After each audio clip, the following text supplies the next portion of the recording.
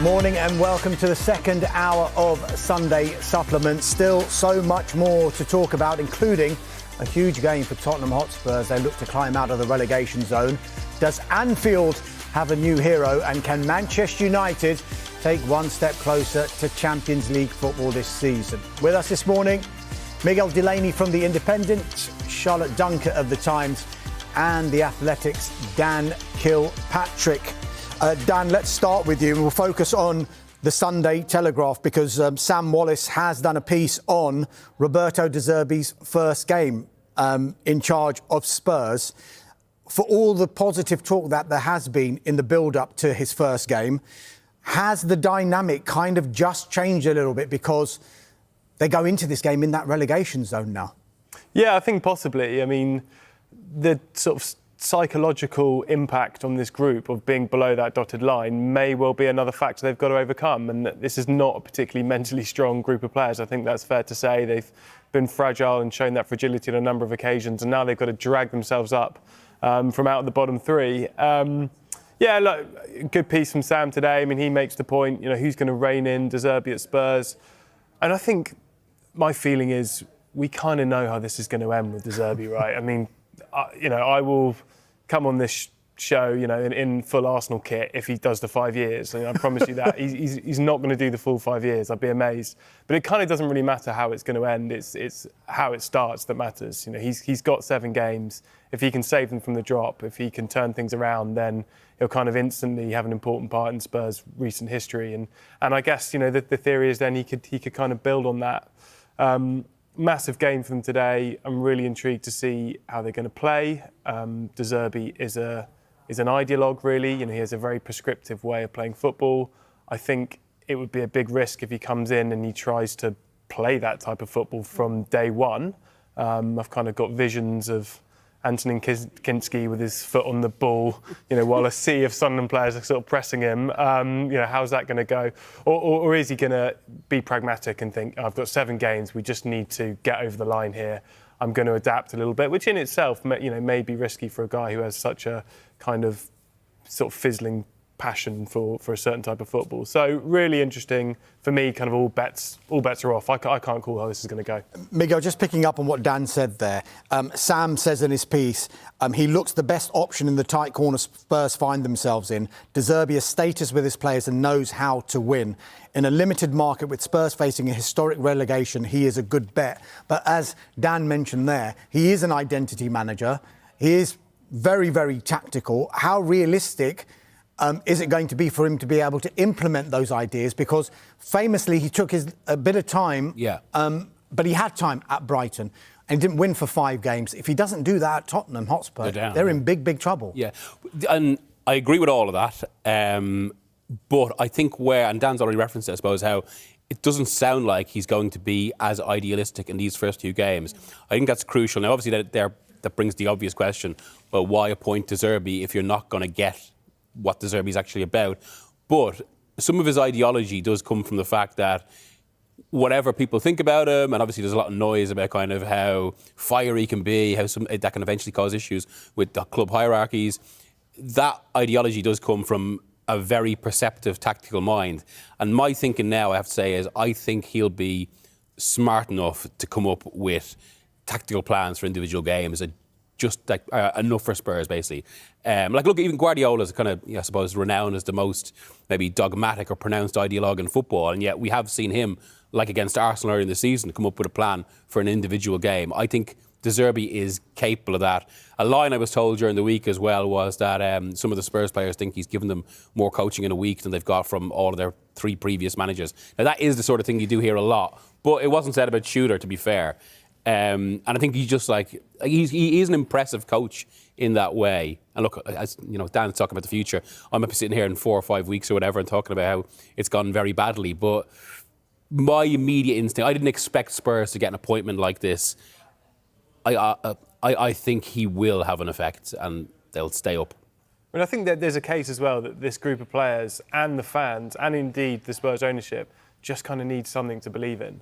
Thomas Frank did not give them anything to believe in. There wasn't anything really beyond let's just try and make this game stodgy and win it on set pieces. There wasn't really much more under Tudor. It was just kind of nothing football. And even if De Zerbi doesn't go full De Zerbi, I think if he gives them, something to cling on to, something to get behind, a kind of bigger idea, a philosophy, whether that's a style of play or just, the fight for survival, I think he's capable of doing that. He's charismatic enough to do that. And I think everyone at the club needs something to kind of rally behind. And I think he can give them that. There already seems to be this change of tact as well. In his first presser, he was name dropping the players and their talents, wasn't he? Whereas we obviously saw what happened with Tudor and, the terrible man management we saw from Tudor. So in a stark departure from that straight away, he's come in and said, we're obviously in this terrible situation, and starts reeling off the players and saying, this player's good, this player's great, this player's even better. They're not playing to their strengths right now. And as a player, I guess that must be a bit of a confidence booster as well. If your new manager's come in and said, I believe in your talents, we just need to unearth them again and get back to how you know how to play and how you used to play, rather than a guy coming in basically saying, you've all been playing terrible, I'm hooking you at half-time because you've made a mistake and all that sort of stuff. So it'd be interesting to see if that sort of arm around the shoulder approach does help them as well, because it is a mentality thing as much as anything now as well. Yeah, Miguel, some of the papers have picked up on this man management.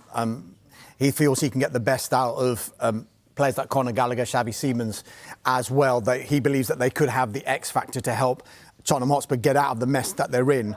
Despite all of this positivity, and he has spoken so well, and everyone has been pretty impressed to the point where, people think, Spurs will stay up now. But is there a danger that the damage might already have been done? I mean, that is possible, I suppose. Speaking to people in football, they talk about, I think you used the phrase earlier about Arsenal, but it's even more pronounced with Spurs. There is scar tissue in this dressing room. This has felt like a club that's been beaten down on now for some time. Even when things were going relatively well, like when Conte was getting them into the Champions League. Well, look at what he was saying at the time. He was basically kind of doing down the club at every turn. I like talking about me. But I think it is where actually a crucial factor could just be how De Zerbi speaks with his players, how he makes them feel. And as Charlotte said there, that could be actually quite an important intervention, because they need encouragement, as simple as it sounds. So I don't think the damage is done yet. I think there is scope for, impact, maybe just because the players finally feel good about themselves. As Dan said, they've actually got something to believe in again. Dan, there's this much publicised non-relegation clause, and it's been everywhere. I think Tottenham Hotspur and Roberto De Zerbi kind of want to make it clear, no, there is no relegation clause. I'm here for the long term. But is there a world where, if the worst case scenario does happen with Tottenham Hotspur and they go down to the Championship, the Roberto De Zerbi will be managing them there? Well, it sounds like it. I mean, there may not be a relegation clause, but I'd be amazed if there wasn't something in the contract relating to what happens if Spurs go down. I'd be surprised if the deal remains exactly the same. But De Zerbi's now made the point very strongly. He made it in his interview with Spurs when he was appointed, and in his first press conference, that he wants to be at Spurs for a long time. So he's kind of made his bed and suggested that if they do go down, he's going to stay there. Absolutely fascinating to see De Zerbi managing in the Championship. I kind of believe it when I see it. But yeah, that's certainly the noises. But I think, De Zerbi's a guy who believes strongly in himself, right? And he believes that, I think he believes that he's going to be able to guide this team away from the bottom three and then build on it in the summer and start again in the Premier League. And to Miguel's point, we can quibble over whether this is a top 6 squad or a top 8 squad or a top 10 squad. It's not one of the third worst squads in the Premier League, even with the injuries. Spurs are good enough to get out of this situation, and De Zerbi will know that and he'll sense that. But the question is there kind of, because their form is terrible. They haven't won in the league since December. So is their momentum kind of irreversible? Is the scar tissue so deep that they can't drag themselves out of it? Don't know, but they're certainly, in terms of squad on paper, more than capable of climbing the table from here. We also don't know what a win would do for them either, because they haven't won for so long. They might just need one. Yeah, win today, and that could give them that momentum, that encouragement, gets them out of the bottom three, that mentality thing that they're in the bottom three isn't there anymore. And is that what they need? I know it sounds simple, just go and win when they haven't managed it for so long, but we don't know what impact that could have on them, and they've still got to play Wolves, and they've got to play Leeds. We were just talking about that then, weren't we? Chelsea. They've got some really tough games, and because they've been so inconsistent and they just can't pick up 3 points, it's difficult to see where that comes from. But the second something clicks with them, and maybe the managerial change is going to help that, then that could give them the push that they need. Guess what? There is another team playing today at the Stadium of Light, and we can cross to the Stadium of Light and join our reporter, Matty Nixon. Matty, good to see you. Listen, just focusing on Sunderland here, they were actually unbeaten at home in the Premier League until Liverpool beat them, I think, in mid-February. There's now 3 defeats on the spin at the Stadium of Light. With that in mind, and we're relating it to Spurs a little bit this way, is it a good time for Spurs to be playing Sunderland?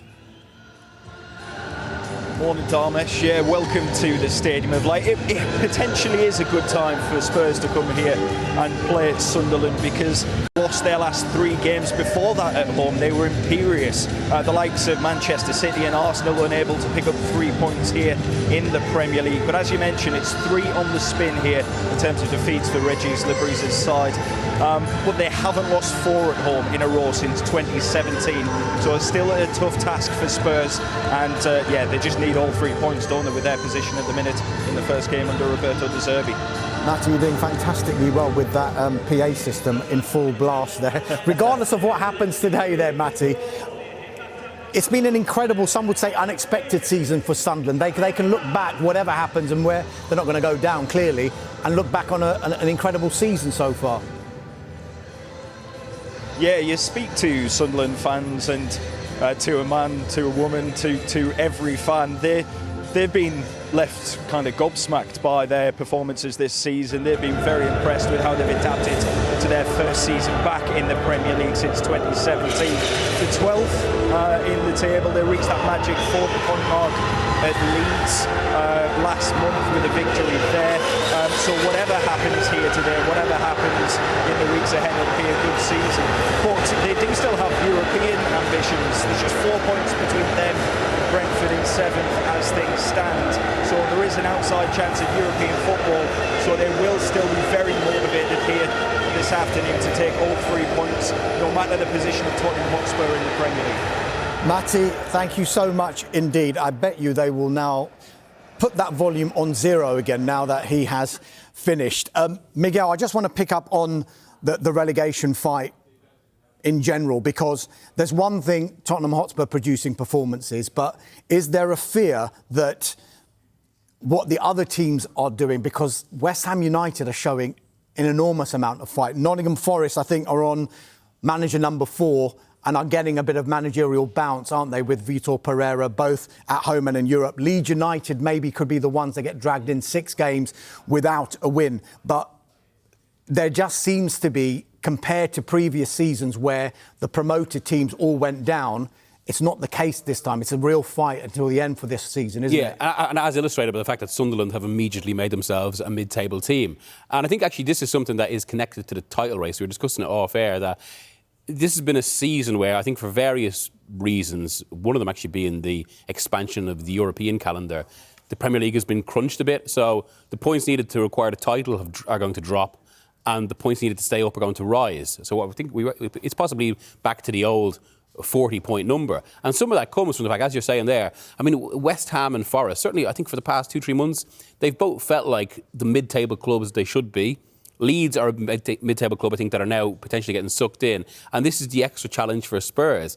And with Spurs, I do think, I suppose, if they get one win, I think you're right. It will have this transformative effect, I would say. But they're going to need more than that. They're probably, it's 30 points now. They probably need at least 3 wins. I think it could be quite a tight relegation battle, and maybe something like 2008. Actually, 2008. That was when Reading had Fulham had the great escape and Reading went down. And I think we might see something similar in the sort of threshold required, that teams at the bottom are going to win games, and that's also what could be quite dangerous for Leeds.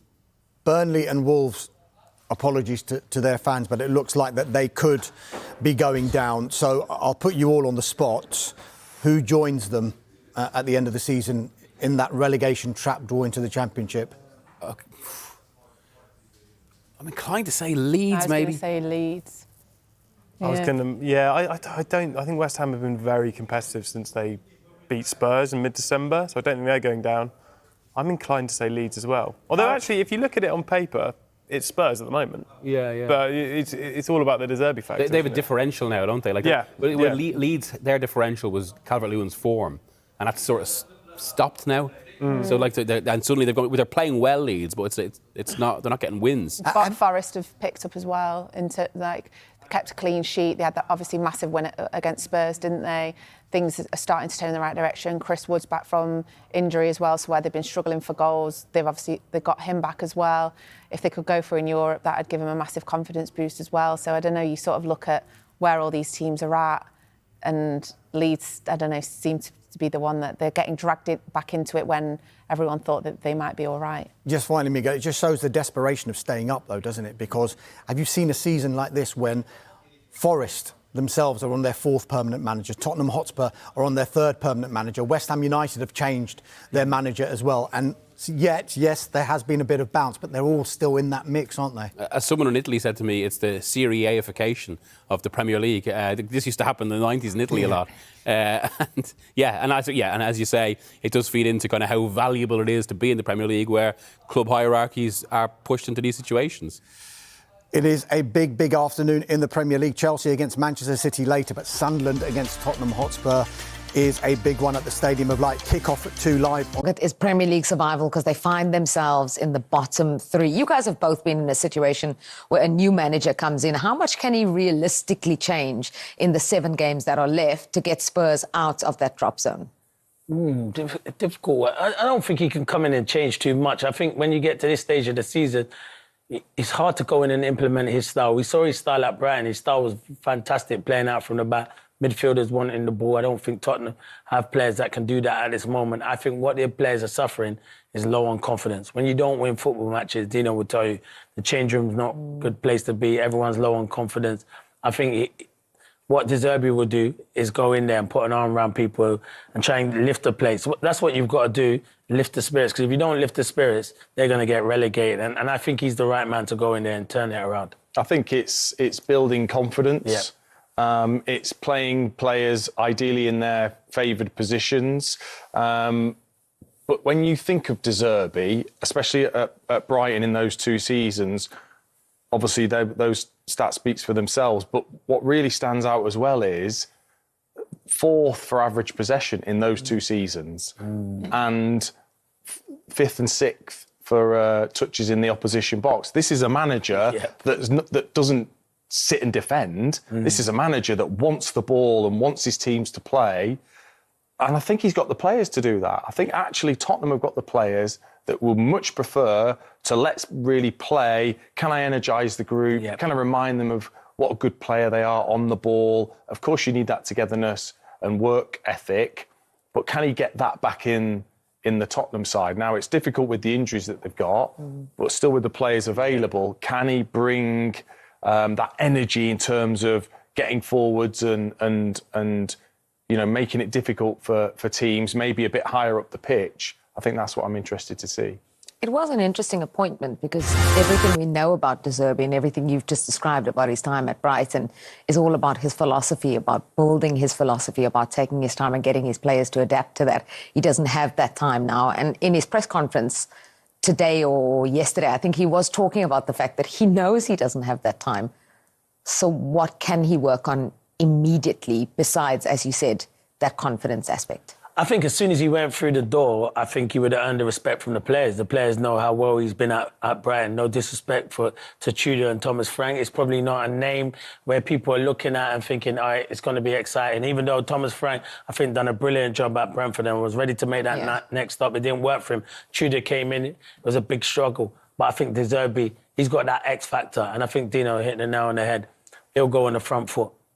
I'm watching Tottenham and Tudor's playing 3 at the back. You're trying to win football matches, sometimes 5 at the back. Go forward and go out attack. That's what I think De Zerbi will do. And if they go out and attack, as Dino said, they've got the players to go and cause teams a lot of problems. Let's look at the fixtures and what's to come in the relegation battle, because Spurs do find themselves in that bottom three now. They are in trouble. They've never been in the Premier League era in the bottom three at this stage of the season. The last time they were was in the late 1970s, and they were relegated that season. So they are staring Premier League relegation in the face. They've got 7 games to save it. If you look at that, Leeds, Forest, West Ham and Spurs, we're always trying to work out, always trying to do the maths. Who has the toughest running? Where could this one drop points? You know, where could it all end for this one? How could they save themselves? When you look at that, is there anything that stands out for you? I think obviously Wolves are going to have their part to play, of course. Yeah. If you look at the second games for Leeds, Nottingham Forest, Tottenham, all at home, you do have to start looking at your home fixtures. I think that's where you can, use your support and be a bit braver in some of the games that you play. But De Zerbi's got to come in. They're the ones in the bottom three. De Zerbi's got to come in and change something. And the one thing I think he's got over the other 3 managers is passion. If you've watched him when he was at Brighton, the players aren't going to get away with anything. He is fiery. He is hopefully going to bring a bit of that, his own fire, to the players themselves, to kind of give them a lift. Because at the moment, you watch Tottenham and you just go, do they realise that this is a relegation battle? Do they realise that your career is going to change very quickly, that the club's going to change very, very quickly if you don't realise and understand where you are? When you looked at this fixture at the start of the season, when the fixtures came out, you thought, one side would be involved in a relegation battle. I bet you didn't think it would be Spurs, having seen Sunderland there. No chance, I didn't think that. And I hold my hand up and say you probably thought Sunderland would be there, but they've recruited ever so well. They've got a good manager and they've got good players in their team that know their roles, where some of these Tottenham players are very individual. And that's what I don't see collectively. Are they all fighting in the right direction at the moment? And this is a difficult game for them. It's probably the game De Zerbi didn't want for your first game, is going to the stadium and where it's so difficult to go and get a result there. So, as I said, you look at their home record there. And they've really shown what everyone always says is that you have to make your home a fortress. You have to make it a difficult place to go. And for a long time, no one beat them there. Yeah, you're right. And those last 3 defeats are their last 3 home games. So you never know. You might look on it, but they're coming off of the back of a good derby win away at Newcastle. So they'll be full of confidence, to be fair. But Tottenham have to go there and think, can we go and cause problems? And I think, as Dino alluded to earlier, they will go on the front foot. Because if you sit back there against Sunderland, you'll get punished. OK, Sunderland Spurs. Oh, this is tough. 1-1, I think it'll be 1-1. I do think Tottenham will go there and go and attack. And I do think they'll come away with a point. Just the new manager bounce. Usually you always get a new manager bounce. I think